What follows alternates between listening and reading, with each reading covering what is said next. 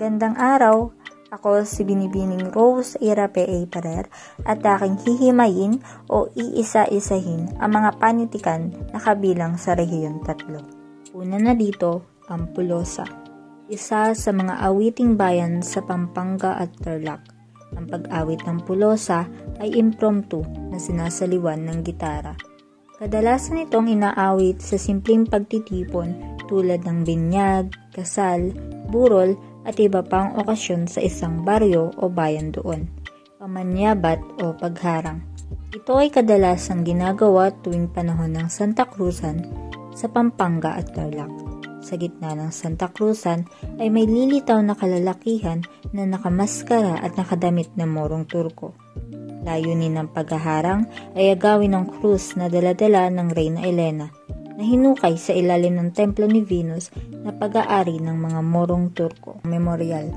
Ito ay may tuturing na dulang patula na karaniwang isinasagawa sa bayan ng Concepcion, Tarlac tuwing Huwebes Santo. Ginagampanan ng taong bayan ang mga tauhan sa Biblia habang kinakanta ang mga linya na hangos sa pasyon sa tonong nakakahabag at nakakaantig ng damdamin. Bugtong.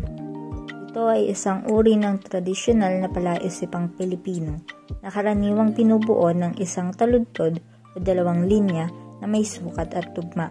Maaari itong isang tanong o pangungusap na nilulutas bilang isang palaisipan. Mga salawikain. Maiksing pangungusap na lubhang makahulugan at naglalayong magbigay patnubay sa ating pang-araw-araw na pamumuhay.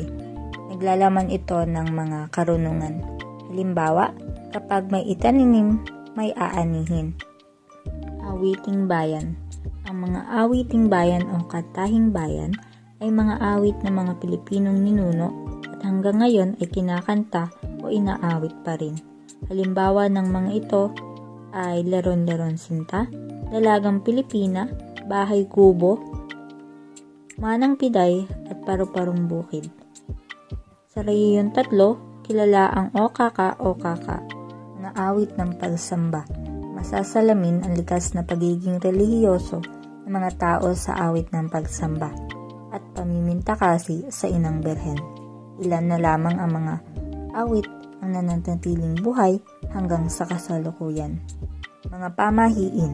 Ang pamahiin o superstition ay isang paniniwala o kasanayan na kadalasang hindi batay sa dahilan at walang pang-agham o siyentipikong katotohanan. At ang huli sa panitikan ng Rehiyon 3, ang alamat. Ang alamat ay isang uri ng panitikan na nagkukwento tungkol sa mga pinagmulan ng mga bagay-bagay sa daigdig. Karaniwang nagsasalaysay ang mga ito na mga pangyayari hinggil sa tunay na mga tao at puok at mayroong pinagbatayan sa kasaysayan. Mayroong 3 halimbawa: alamat ni Marian Sinukuan, alamat ng Bulkang Pinatubo, at ang alamat ng Concepcion sa Tarlac. Maraming salamat sa inyong pakikinig. Muli, ako si Rose Ira P.A. Parer. Salamat po. At bilang pagpapatuloy, narito po ang inyong lingkod. Ako po si Angelica Goto at sa puntong ito ay tatalakayin naman natin ang mga manunulat sa Rehiyon 3. Unahin na natin si Aurelio Tolentino. Sino nga ba siya? Isang kapampangang mandudula, makata at mangangatha. Isa sa kanyang mga naging akda ay pinamagatang kahapon, ngayon at bukas. Ito ay patungkol sa pananakop ng mga Amerikano at ang pagkasabik nila sa kalayaan. Sunod naman si Julian Cruz Balmaceda. Itinuring na isa sa mga haligi ng panitikang Pilipino dahil sa malaking kontribusyon sa sariling panitikan. Naging patnugot din siya ng surian ng wikang pambansa, SWP, at ang isa sa kanyang mga naging akda ay pinamagatang sa bunganga ng pating. Ito ay ang tanyag na akda ni Julian Cruz Balmaceda. Ito ay patungkol sa nagpapautang na humihingi ng malaking patubo. Pangatlo ay si Jose Corazon de Jesus. Sino nga ba siya? Siya ay anak ng Santa Maria, Bulacan, makata at napakagaling na mambabalagtas. Ang mga sagisag panulat na kanyang ginamit ay pusong hapis, paru-paro, pepito matimtiman, mahirap, dahong kusa, Paru-Parong Luksa, Amado Viterbi, Elias at Anastasio sa Lagubang. Ngunit mas kilala sa kanyang sagisag panulat na Joseng Batute. Ang kanyang akda ay tinipon at ang kalipunan ng kanyang tula ay tinawag na mga dahong ginto. At para sa pang-apat, nandito si Teodoro Hener. Siya ay makata, nobilista at mananagalog mula sa Sagaray, Bulacan. Isinalin sa Tagalog ang nobelang Kastila na Don Quixote de la Mancha. Mga akdang naisulat niya ay Ang Guro, Ako'y Pilipino, Ang Masamang Damo, Ang Buhay, Ang Matanda sa Nayon, at Ang Pag-ibig. Ang panglima ay si Juan Crisostomo Soto, ama ng panitikang Kapampangan. Pambihira ang kanyang kahusayan sa pagtatagalog patula sa wikang Kapampangan. Nagsulat ng Moro-Moro at Zarzuela. Ang kanyang ginamit na sagisag panulat sa kanyang mga tula ay Crisot, Ruby, Natis Belen at Vitaliano. Sa kanyang artikulo naman ay Hulyo, Setyembre at Lakan Batbat. Ang pang-anim naman ay si Teofilo Sauco, nobelista na sumulat ng natanyag na nobelang Ang Magmamani. Nagwagi ng unang gantimpala sa prestihiyosong literary magazine na Liwayway noong taong 1924. Ang akdang ito na Ang Magmamani ay patungkol sa mag-inang sinubok ng tadhana, nagkahiwalay at muling magkakabuklod, subalit sa pagkakataong ito ay pareha silang umiibig sa iisang lalaki. At ang panghuli ay si Francisco Balagtas Baltasar. Isang kilalang Pilipinong makata, kilala rin sa kanyang palayaw na Kikong Balagtas at may akda ng sikat na romantikong pag-iibigan ng 19 na siglo, ang Florante at Laura. Siya ang itinuturing na William Shakespeare ng Pilipinas para sa kanyang kontribusyon at impluwensya sa panitikang Pilipino. At ngayon, dadako naman tayo sa ang panitikan ng rehiyon ng National Capital Region o pambansang punong rehiyon.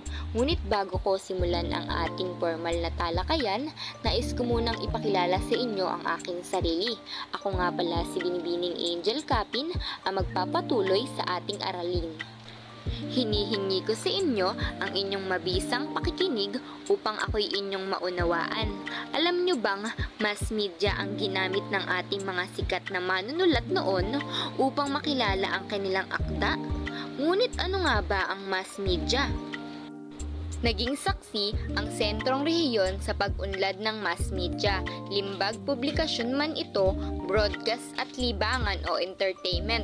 Isa itong napakahalagang dahilan upang mabilis na matamo ng panitikang Pilipino ang kanyang kagintuan o kasikatan. Gaya na lamang ng sinabi ko kanina, ang mass media ang ginamit ng ating mga sikat na manunulat noon upang makilala ang kanilang akda.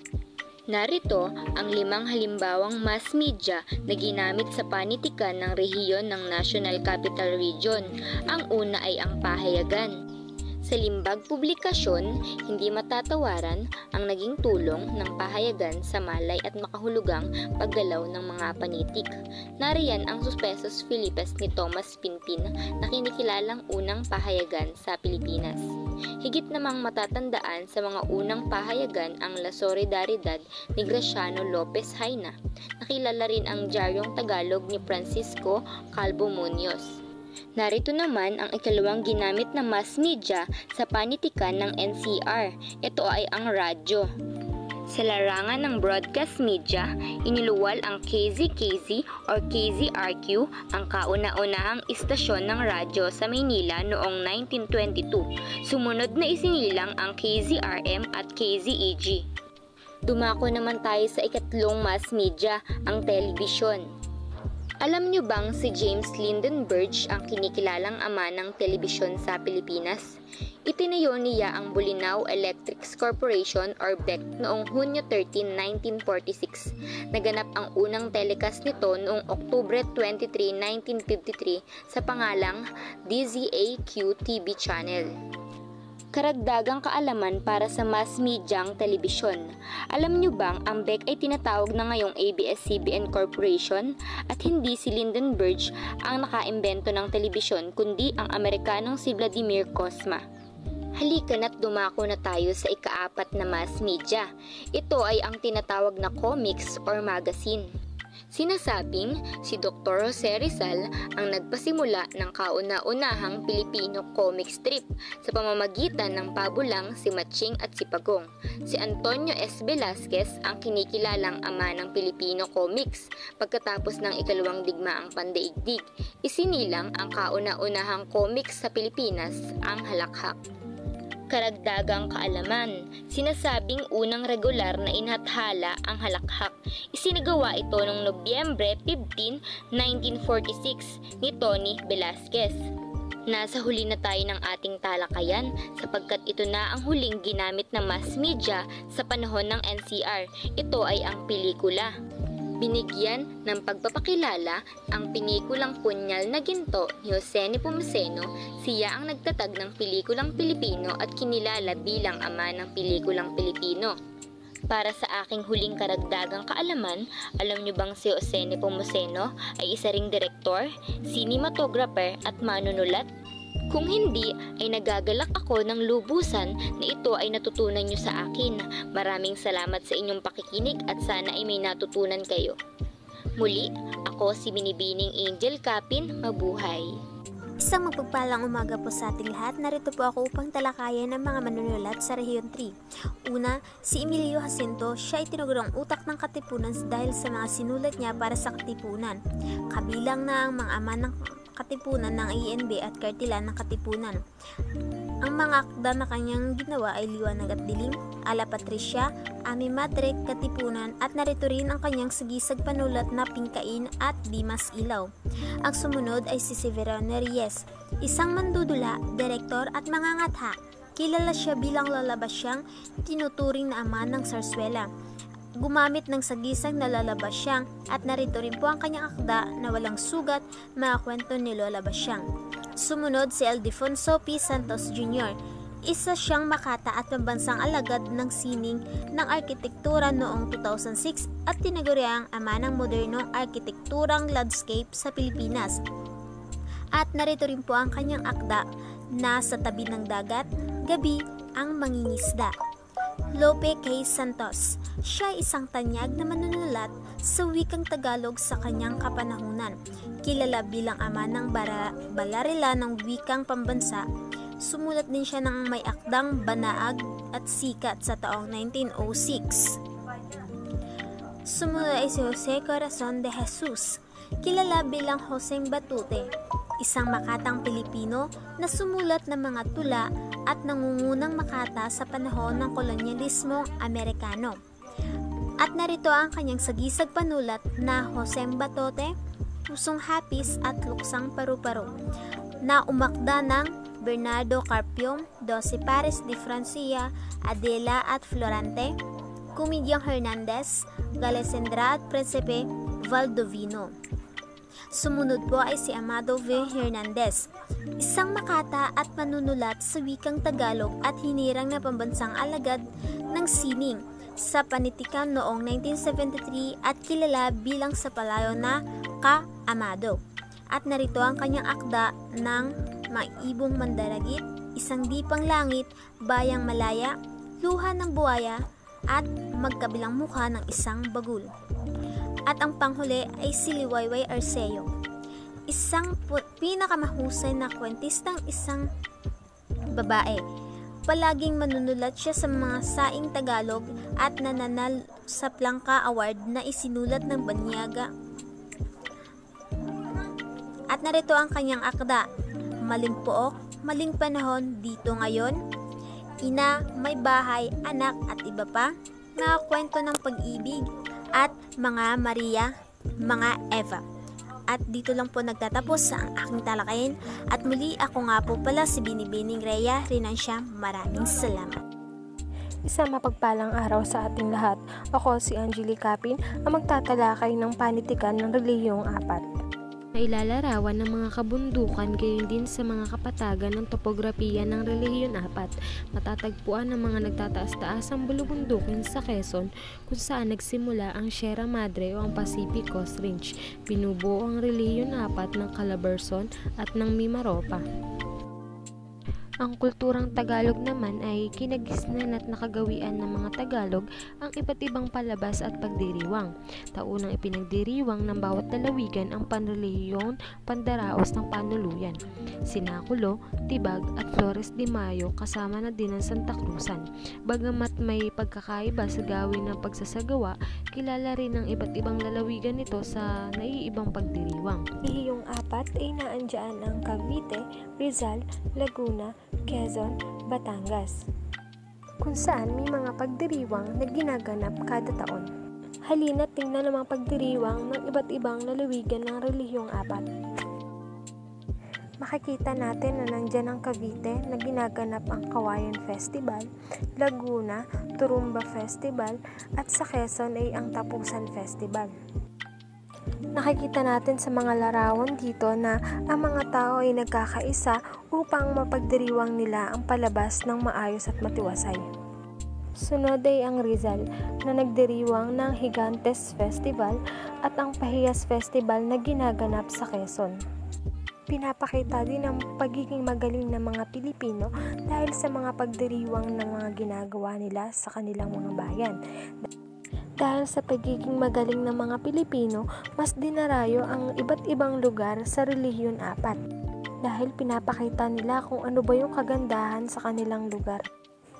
Bukod sa Cavite, Laguna, Rizal, Batangas at Quezon, may ibang lugar din na nagdiriwang kada taon. Sa Mindoro, sanduguan kung tawagin, pagkilala ito ng mga taga-Kalapan sa unang ugnayan ng mga taga-Mindoro sa mga Tsinong mga ngalakal. Nasa kasuotang incheck at sinaunang damit ng Pilipino ang mga kasali sa pagdiriwang na ito. Sunod naman nagdiriwang taon-taon ay ang Palawan, Marinduque, Romblon. Palawan na nagdiriwang ng Baragatan Festival, Marinduque na may Ati-Atihan Festival, at ang huli ay ang Romblon kung saan nagdiriwang ng Biniray Festival. Sa mga pagdiriwang na ganito, ay masasabi natin na sobrang galing ng mga Pinoy. Dahil pinapakita nila ang kanilang angking galing para matapos ng maayos ang pagdiriwang na ito. At dahil sa pagiging magaling ng mga Pilipino, mas nakikilala ang iba't ibang lalawigan sa Relihiyon 4. Hanggang dito na lang ang aking ibabahagi. Nawi may nakuha kayong konting impormasyon patungkol sa panitikan ng Relihiyong 4. Muli, ako si Binibining Angeli Capin. Maraming salamat. Isang mapagpalang araw sa inyong lahat. Ako si Binibining Kayla Castillo, ang magpapatuloy ng pag-uulat ng ikalawang pangkat. Ngayon ay nakadaong na ang ating paglalakbay ng panitikan sa kulturang Tagalog at ang aking tatalakayin ay ang iba't ibang panitikan na nakapaloob sa kulturang Tagalog. Sinasabi ritong mailalarawan ang mga Tagalog sa kanyang simpleng gawi ng pamumuhay, tamang kaasalan, matinding pagkiling sa kanyang kinagisnang pamilya o pamilyang nuklear. Kapag sinabing pamilyang nuklear, ito ay tumutukoy sa conjugal family o binubuo ng magulang at anak na ating nakagawian o nakasanayan bilang isang Filipino. Pagkagiliw sa kahandaan ng buhay, mapangarap at handang magpahayag ng saloobin at kaisipan. Tayong mga Filipino o Tagalog ay mahilig magbahagi ng ating mga naiisip.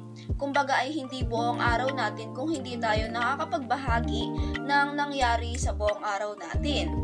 Ayan, katulad ng iba pang etnikong grupo, mababanaag ang ningning ng panitikan sa rehiyon ng Katagalugan sa pamamagitan ng kanilang likas na saloobin at pagpapahayag ng kaisipan bilang tao. Hindi talaga natin maitatanggi na tayo ay likas na nakakapagpahayag ng ating saloobin, lalo na kung nadadala tayo ng emosyon. Hindi ba na nakakagawa tayo ng iba't ibang panitikan, lalo na kung tayo ay malungkot, masaya, o in love man. Ito ang higit na nagpakinang sa kislap ng panitikang Pilipino ng mga taga-Rehiyon 4. Ngayon ay talakayin na natin ng iba't ibang panitikan sa kulturang Tagalog. Mga bugtong. Alam ko naman na lahat na sa inyo ay pamilyar o alam na talaga ang bugtong dahil elementarya pa lamang tayo ay isa na ito sa mga libangan natin. Ang bugtong o riddle sa Ingles, ito ay pahulaan o ito ay isang pangungusap o tanong na may doble o nakatagong kahulugan na nilulutas bilang isang palaisipan.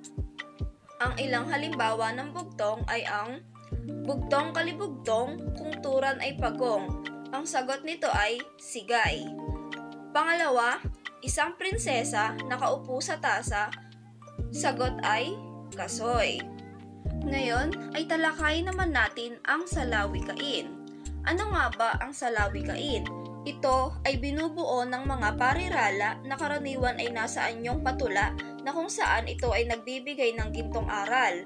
Ito rin ay naglalaman ng mga karunungan at aral tungkol sa kabutihang asal. Ilan sa halimbawa nito ay ang taong masipag, mga pangarap ay matutupad.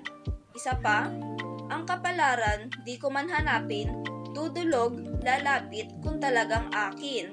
Panghuli, nasa Diyos ang awa, nasa tao ang gawa. Mga awiting bayan. Tinatawag din itong kantahing bayan na karaniwang awit ng mga Pilipinong ninuno at hanggang ngayon ay inaawit pa rin. Ilan sa mga halimbawa nito ay Sitsiritsit, Laron-laron sinta, Atikupong singsing, Parong-parong bukid, Bahay kubo at marami pang iba. Ayan, napakaraming halimbawa ng Tagalog na awiting bayan na alam na natin o pamilyar sa mga ito. Ngayon ay dumako naman tayo sa mga pamahiin. Naging malaking bahagi rin sa pagbuo ng panitikang Pilipino ang iba't ibang paniniwala ng mga Tagalog na nasasalamin sa mga pamahiin o superstitious beliefs at mga kaugalian at tradisyon or customs and tradition na nananatili hanggang sa ngayon at pinapahalagahang sangkap sa paglikha ng isang anyo ng panitikan. Bagamat hindi nakasulat ang mga ito noong unang panahon, hinabibi naman ang mga tao sa pamamagitan ng pagsaling bibig lamang.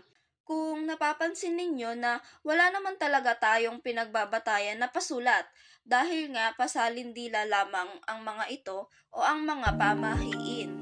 Mga pamahiin tungkol sa patay.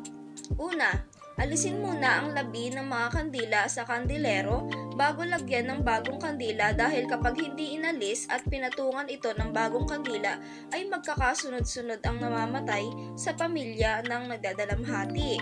Pangalawa, hindi dapat mapatakan ng luha ang salamin ng kabaong dahil maghihirap ang kaluluwa ng namatay. Panghuli, bawal magwalis sa loob ng bahay habang may nakaburol dahil malas daw ito at baka may sumunod. Ngayon ay pag-usapan naman natin ang pamahiin tungkol sa kasal. Una, hindi dapat magpakasal na palubog ang araw, malas ito sa buhay ng mag-asawa. Pangalawa, iwasan ng babae na isuot ang trahe de boda o damit pang kasal dahil hindi matutuloy ang kasal. Panghuli, kinakailangang pabilog ang numero sa pagpili ng araw ng kasal dahil simbolo ito ng walang hanggang pagmamahalan ng ikakasal. Ayan, marami pa tayong iba't ibang pamahiin tulad na lamang ng huwag magreregalo ng panyo sa minamahal dahil maaaring kayo ay magkahiwalay. Ito pa, huwag kakain ng saging na kambal lalo na kapag buntis at magkakaanak ng kambal. Isa pa, huwag maligo kung Biyernes Santo dahil may masamang mangyayari. Ngayon ay dumako naman tayo sa kumintang ang huling paksang aking tatalakayin. Nagsimula ang kasaysayan ng epikong ito nang mapadpad ang mga datong Malay sa Tayabas, tinatawag ngayong Quezon, at Taal. Punong-puno ito ng pakikipagsapalaran, pagmamahalan at pakikipagsundo tungo sa kapayapaan. Ang epikong kumintang ng mga Tagalog hanggang ngayon ay hindi pa nabubuong napagtahi-tahi ng mga mananaliksik ngunit malinaw na nakikita sa mga watak-watak na awiting pagdigmaan na tatandaan pa ng matatanda sa Batangas, Laguna, Rizal at Cavite kumintang. Ang halimbawa ng kumintang ay ang Mutya ng Pasig ni Nicanor Abelardo. Sinasabi rito sa kanta na yung isang babae ay naghihirap at hindi masaya sa kung sino ang nagbungsod sa kanya para mawala ang mahal niya sa buhay. Ayun lamang ang aking paksang tinalakay at nawa sa maikling aking pagtatalakay ay mayroon kayong mga napulot na aral o natutunan sa aking paksa. Maraming salamat. Narito na tayo sa huling bahagi ng ating talakayan. Ako, si Ginoong James Mark Pacoma, at ipapaliwanag ko sa inyo ang mga manunulat sa Rehiyon 4, Calabarzon at Mimaropa. Ang unang manunulat ay si Dr. Jose Rizal. Ang kanyang kapanganakan ay Hunyo 19, 1861 sa Calamba, Laguna. Kamatayan, Disyembre 30, 1876 sa Bagong Bayan o Luneta Park. Sa kasaysayan ng panitikan, noong panahon ng mga Kastila, naitala ang pinakadakilang alagad ng panitik gamit ang sagisag na panulat ng Dimasalang at Laong Laan. Sumulat siya ng ilan lamang akda sa wikang Tagalog. Karamihan ay nasa wikang Kastila. Ang kanyang mga akda sa aking mga kabata, No Limetangere at El Filibusterismo. Ikalawang manunulat, Modesto de Castro. Kapanganakan, Hunyo 15, 1819. Kamatayan, Enero 21, 1864. Nagbula sa Binyan, Laguna, kinilala bilang ama ng tuluyang klasika ng Tagalog. Siya ang sumulat ng aklat na Urbana at Felisa. Tungkol ito sa pagsusulatan ng magkapatid na nagpapaalala sa kagandahang asal, kabutihang loob, sa kabalanan at marami pang katulad dito. Itinuturing itong isang akdang panrelihiyon sa Tagalog. Nestor V. M. Gonzales. Kapanganakan, Setyembre 8, 1915. Kamatayan, Nobyembre 28, 1979. Nagbula sa Romblon, batikang manunulat sa wikang Ingles sa larangan ng tula, maikling kwento at nobela.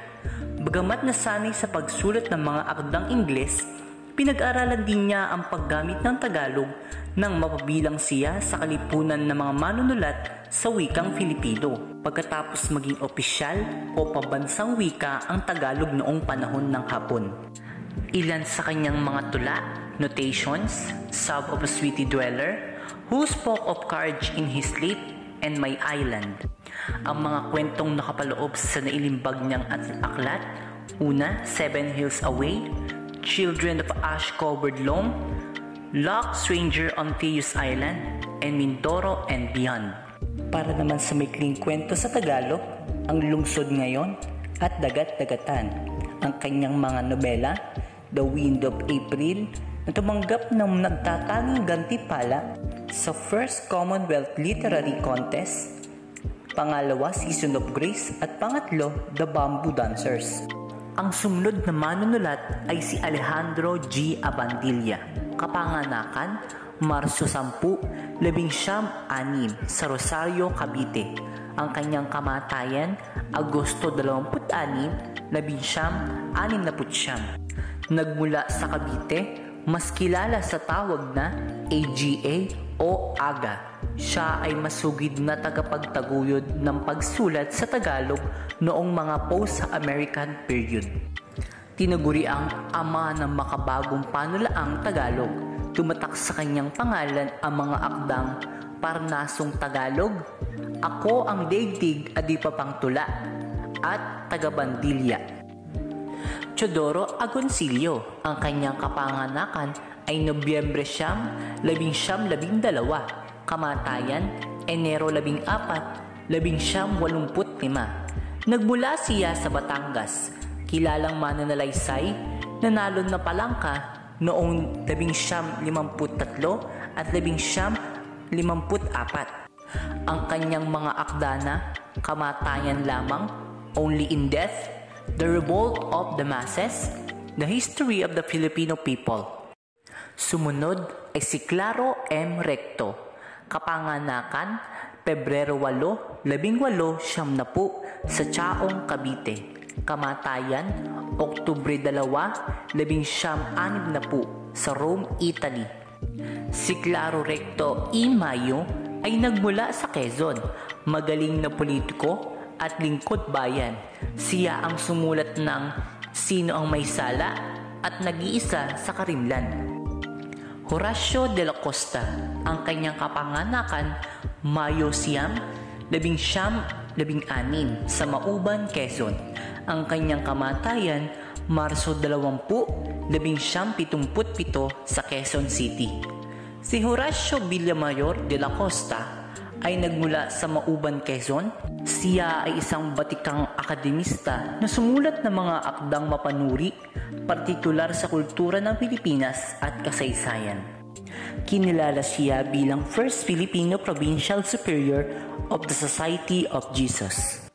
Ilan sa kanyang mga akda ang The Jesuits in the Philippines, The Trial of Dr. Jose Rizal, Recent Oriental History, Reading in the Philippine History, The Background of Nationalism and Other Essays, Asia and the Philippines, and Woman in the House.